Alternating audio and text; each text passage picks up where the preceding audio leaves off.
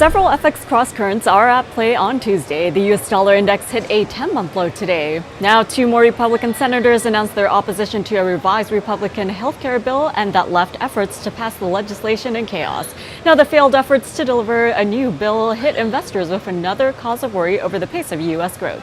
Meanwhile, global economic data mostly disappointed with the exception of figures from Australia. Now, the Aussie dollar could rise to 80 U.S. cents, the strongest level in over 2 years.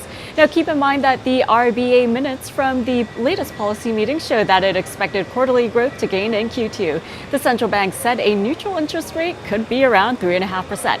And moving on to the Eurozone, German ZW investor confidence missed forecasts with the expectations reading falling back to 17.5. The ECB meeting on Thursday is awaited, and investors are concerned that Draghi may drop the easing bias on QE.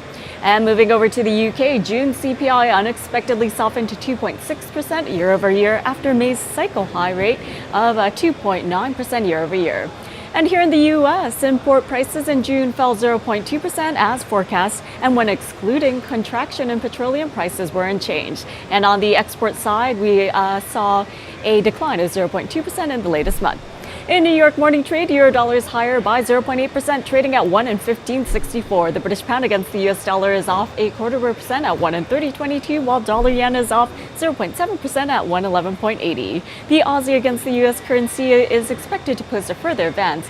Now, trading central analysts do prefer long positions above 0.7835 with targets at 0.7950 and 0.7990 in extension. Moving on to precious metals, they are higher this morning. For spot gold, the upside does prevail, and long positions above 1232.50 are preferred with targets standing at 1241 and 1244 in extension. Meanwhile, silver prices are up 0.25% at $16.15.